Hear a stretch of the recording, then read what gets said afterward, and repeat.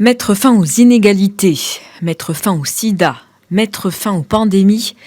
Cette année au Maroc, à l'occasion de la journée mondiale de lutte contre le sida, l'accent est mis sur l'accélération de la riposte nationale et surtout l'éradication des discriminations d'ici 2030. Donc cette année, l'année 2021 coïncide avec les 40 ans d'apparition du sida. Comme vous le savez, le sida est apparu en 1981.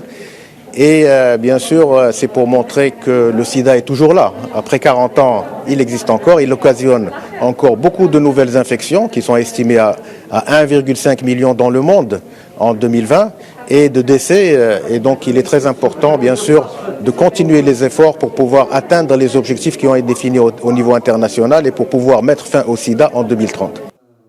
Des objectifs ambitieux.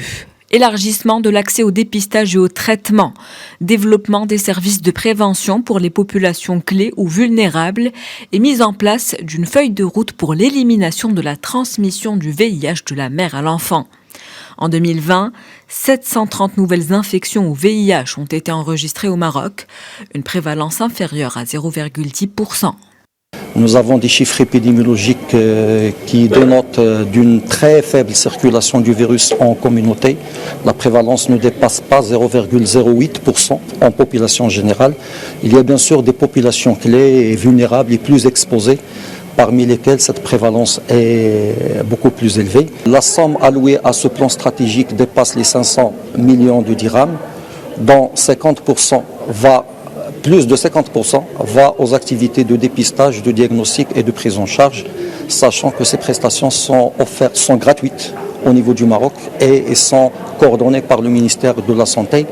Avec les partenaires, bien sûr, il faut qu'on mette en relief l'apport des partenaires du ministère de la Santé. Alhamdoulilah, le Maroc a pu atteindre des résultats très encourageants et maintenant, le défi et le grand défi, c'est la phase de transition. Comme vous savez que le Maroc était appuyé financièrement par le Fonds mondial et pour que le Maroc soit financé, il doit mettre en place une instance nationale multisectorielle qui a été créée en 2002 et son rôle c'est de coordination, c'est la coordination, le contrôle et le suivi de la mise en œuvre de toutes les stratégies en matière de lutte contre le sida et la tuberculose. Depuis le lancement du plan stratégique de lutte contre le sida en 2020, le ministère de la Santé et ses partenaires ont investi plus de 300 millions de dollars. Les bénéfices des programmes de prévention et de prise en charge du VIH s'élèvent à près de 2 milliards de dollars. Résultat, plus de 27 000 vies ont été sauvées et presque 52 000 nouvelles infections évitées. En 20 ans, les décès imputables au sida ont diminué de 46%.